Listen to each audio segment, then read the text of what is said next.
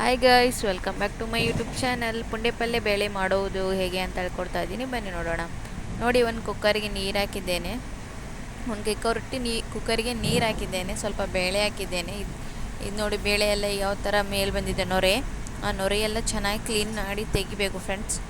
ನೋಡಿ ಯಾವ ಥರ ಬಂದಿದೆ. ಎಷ್ಟು ತೆಗಿತೀವೋ ಅಷ್ಟು ಚೆನ್ನಾಗಿ ಬರುತ್ತೆ ಬೇಳೆ. ಸೊ ಅದಕ್ಕೆ ನೋಡಿ, ಅದೆಲ್ಲ ನೊರೆ ಎಲ್ಲ ತೆಗೆದಾದ್ಮೇಲೆ ಅರಿಶಿಣ ಹಾಕಬೇಕು ಫ್ರೆಂಡ್ಸ್. ನೋಡಿ, ಅರಿಶಿಣ ಹಾಕಿ ಸ್ವಲ್ಪ ಹೊತ್ತು ಕುದ್ಮೇಲೆ ಇದ್ರಾಗ ಹಸಿಮೆಣ್ಸಿನ್ಕಾಯಿನೇ ಹಾಕಿದ್ರೆ ಚೆನ್ನಾಗಿ ಬರೋದು ಪುಂಡೆ ಪಲ್ಯ. ಈಗ ನೋಡಿ, ಹಸಿಮೆಣ್ಸಿನ್ಕಾಯಿ ಹಾಕಿದ್ದೇನೆ. ಹಸಿಮೆಣ್ಸಿನ್ಕಾಯಿ ಹಾಕಿ ಸ್ವಲ್ಪ ಉಪ್ಪು ಹಾಕಿದ್ದೇನೆ, ಯಾಕಂದರೆ ಇಸ್ಸ ಆಗಬಾರ್ದು. ಹಾಗೆ ಸ್ವಲ್ಪ 2 ಬೆಳ್ಳುಳ್ಳಿನೂ ಹಾಕಿದ್ದೇನೆ ಸುಲಿದು. ಈಗ ಪುಂಡೆ ಪಲ್ಯ ಹಾಕಿದ್ದೇನೆ ನೋಡಿ ಫ್ರೆಂಡ್ಸ್. ಚೆನ್ನಾಗಿ ತೊಳೆದು ಸೋಸಿ ಇಟ್ಕೊಂಡಂಥ ಪುಂಡೆ ಪಲ್ಯನೂ ಹಾಕಿದ್ದೇನೆ.